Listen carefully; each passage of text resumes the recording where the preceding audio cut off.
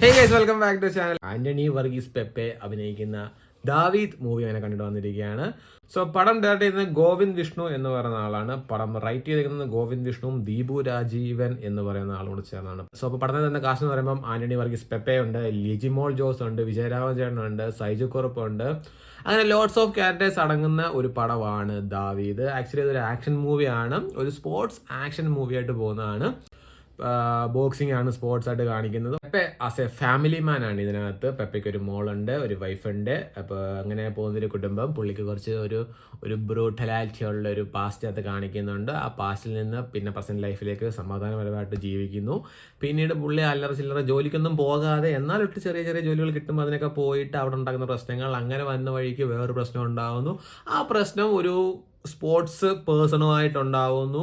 ആ sports person പിന്നീട് ആ പ്രശ്നം സോൾവ് ചെയ്യണം, പുള്ളിയുടെ ഈഗോ ഹേർട്ട് ആവുന്നു. അങ്ങനെ പോയിട്ട് പിന്നീട് ഒരു വലിയ സംഭവം ഉണ്ടാവുന്നു. സോ അങ്ങനെയൊക്കെ പോകുന്ന ഒരു പടമാണ് ദാവീദ്. സോ എന്തായാലും ഒരു ഇച്ചിരി എക്സ്പെക്റ്റേഷൻ ഉണ്ടായിരുന്നു ദാവീദിന്. ബട്ട് ആ എക്സ്പെക്റ്റേഷനോളം പടം വന്നിട്ടില്ലെങ്കിൽ പോലും വൺ ടൈം വാച്ചബിളാണ് മൂവി. സെക്കൻഡ് ഹാഫ് കംപ്ലീറ്റ് എന്താ പറയുക, ബോക്സിങ്ങും പ്രാക്ടീസും അതിൻ്റെ കാര്യങ്ങളൊക്കെ ആയിട്ടാണ് കംപ്ലീറ്റ് പോകുന്നത്.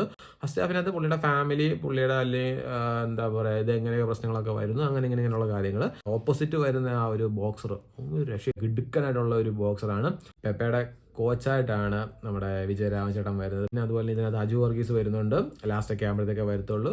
സോ ഒരു ഫാമിലി ബേസായിട്ട് പോകുന്ന പടം, പിന്നീട് ഒരു ചെറിയൊരു റിവെഞ്ച് ബേസിൽ പോകുന്ന പടം. എന്നാലൊട്ട് റിവെഞ്ച് കംപ്ലീറ്റ് ആവുന്നുണ്ടോ എന്ന് ചോദിച്ചാലില്ല.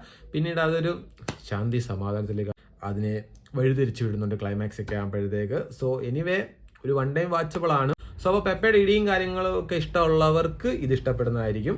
അപ്പോൾ കുറച്ചുകൂടെ പ്രൊഫഷണലി പഠിച്ച് ചെയ്ത ഒരു പടമാണ് ഈ ദാവീദ് എന്ന് പറഞ്ഞ പടം. സോ അപ്പോൾ എന്തായാലും താല്പര്യമുള്ളവർ പോയി കണ്ടു നോക്കാം. പെപ്പെ ഇഷ്ടമുള്ളവർക്ക് പെപ്പെ കാണാം, പെപ്പയുടെ ഇടി കാണാം, പെപ്പ ബോക്സിങ് ചെയ്യുന്നത് കാണാം. സോ അങ്ങനെ ലോട്ട്സ് ഓഫ് കാര്യങ്ങൾ ഇതിനകത്തുണ്ട്. അപ്പോൾ അതിനുള്ള ഗൈസ്, ടാറ്റാ ബൈ ബൈ.